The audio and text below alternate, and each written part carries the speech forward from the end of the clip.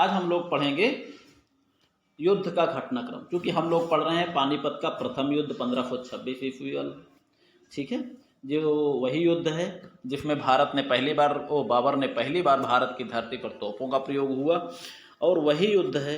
इस युद्ध के बाद बाबर ने एक नए राजवंश की स्थापना की, जिसे इतिहास में मुगल वंश के नाम से जाना जाता है, जिसने आने वाले लगभग 300-350 वर्षों तक भारत पर राज्य किया था। ठीक है, चलिए तो हम शुरुआत करते हैं। युद्ध का घटनाक्रम इस प्रकार था पानीपत के प्रथम युद्ध का। मित्रों, लाइक भी कर दिया करो, सब्सक्राइब भी कर दिया करो। ठीक है, चलिए युद्ध का घटनाक्रम इस प्रकार है। जैसे देखा जाए तो जैसे बाबर को हमने आपको बता ही दिया था कि बाबर ने अपनी सारी सुरक्षा व्यवस्था बिल्कुल आगे खाइयों को एवं जो है उसके पीछे बैलगाड़ियों को, फिर दाएं बाएं एक तरफ गांव एक तरफ फिर खाइयों को खोदकर अपने आप को सुरक्षित कर लिया था। अब देखिए ऐसी सुरक्षा घेरे में, क्योंकि बाबर की सेना भी लगभग 12-13 हज़ार के आसपास थी, और 12-13 हज़ार की फौज को लेकर 1 लाख की फौज से डायरेक्ट खुलकर सामने से भिड़ जाना जो है, ये बुद्धिमानी नहीं कही जा सकती थी। ठीक, कि उसमें भी लोदी के पास जो है 1000 हाथियाँ भी थीं, बाकी 12,000-13,000 घुड़सवारों के लिए 1000 हाथियाँ ही पर्याप्त थीं। तो ऐसी स्थिति में बाबर चाहता था कि उसे अपनी सुरक्षा पंक्ति का लाभ मिले, अर्थात बाबर नहीं चाहता था कि हम सीधे डायरेक्ट हम आक्रमण करें, वो चाहता था कि पहले लोदी आक्रमण करें। ठीक है, चलिए बाबर चाहता था कि लोदी पहले आक्रमण करे ताकि बाबर को सुरक्षा पंक्ति का लाभ मिले, परंतु लोदी ने ऐसा नहीं किया। भाई जब उसने ऐसा नहीं किया तो बाबर ने उकसाने वाली कार्रवाई की। वो किस प्रकार की आप देख सकते हैं। बाबर ने अपनी योजना के अनुसार 400 घुड़सवारों का एक दल तैयार किया और तीव्र आक्रमण करके उकसाने वाली कार्रवाई प्रारंभ की। कहने का मतलब आक्रमण करने का, दौड़ते हुए जाइए, धनुष बाण से तीर मारिए, फिर जो है वापस लौटते हुए आके अपने सेना में शामिल हो जाइए, यही कार्य इनको करना था। अब चूंकि विदेशी नस्ल के अच्छे घोड़े थे, इसलिए बहुत समय तक, बहुत दूर तक पीछा भी नहीं कर सकते थे इनका, बहुत जल्दी पकड़ भी नहीं सकते थे। इसलिए बाबर के जो उकसाने वाली कार्रवाई थी ये काफ़ी हद तक सफल भी रही, और अंत में लोदी मजबूर हो गया कि वो स्वयं ही आक्रमण करे। अब आप देख सकते हैं बाबर की इस कार्यवाही से लोदी ने बाबर पर आक्रमण करने का निश्चय किया।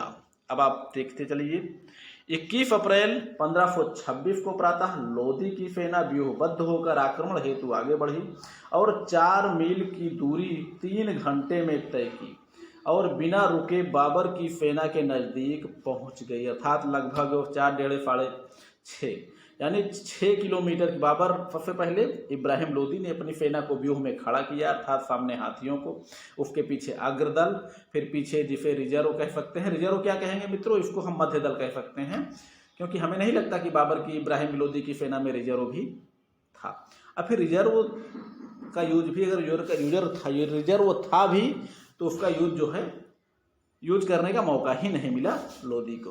ठीक है, चलिए, यानी आगे हाथियों को खड़ा किया, उसके पीछे अग्रदल घुड़सवारों को, उसके बाद दाएं और बाएं बाजुओं पर घुड़सवार सेना को, उसके बाद बीच में अपनी पैदल सेना को इकट्ठा करके सीधे यही वहां से बिल्कुल जो है व्यूहबद्ध होकर, अर्थात बिल्कुल सामरिक संरचना बनाकर सीधे युद्ध भूमि के लिए उसने प्रस्थान किया। ठीक, और 4 मील की दूरी अर्थात लगभग 6 किलोमीटर की दूरी पर जो है अपना शिविर लगाया था, और ये दूरी उसने जो है 3 घंटे में तय की और बिना रुके बाबर की सेना के नज़दीक पहुंच गई। अब उसने सोचा कि डायरेक्ट हम हाथियों के साथ आक्रमण कर दें, लेकिन बाबर सामने तो स्थिति बहुत खराब थी। बाबर ने इतनी बढ़िया सुरक्षा व्यवस्था कर रखी थी कि ना तो हाथियां आगे बढ़ पाई, भाई खाइयों में हाथियां तो जाएंगी नहीं, ना घोड़े जाएंगे।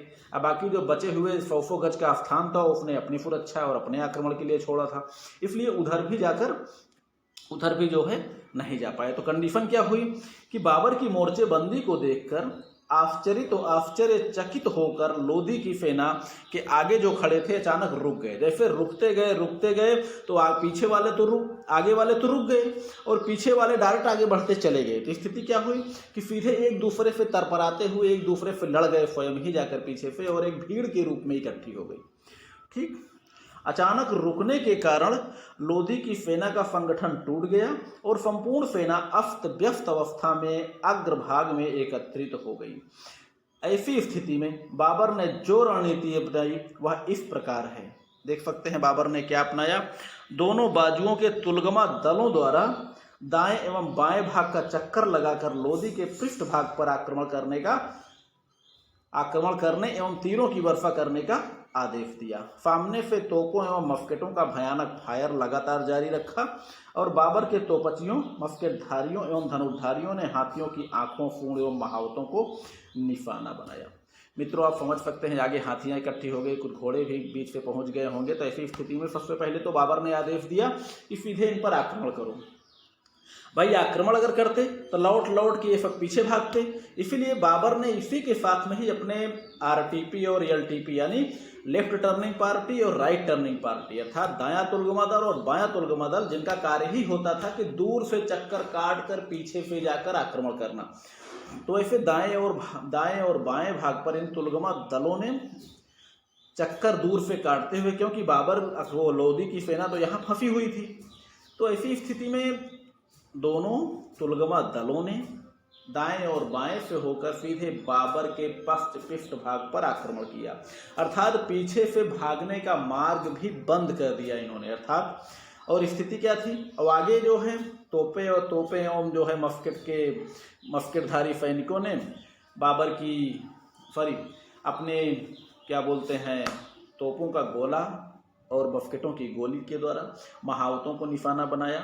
महावत वही जो हाथी चलाते हैं उनको, और हाथियों की जब आंखों में लगने लगे तीर लग रही है, गोली लग रही है, छर्रे लग रहे हैं, बारूद लग रही है, जब उनकी आंखों में लगने लगा तो वही हाथियां डिसबैलेंस होकर पीछे की ओर भागने लगी। अर्थात एक प्रकार से देखा जाए तो हाथियों ने अपनी ही सेना को बर्बाद करने का कार्य किया, जैसा कि झेलम के संग्राम में भी हो चुका था मित्रों, और ऐसा ही भारत के कई युद्धों में हुआ है।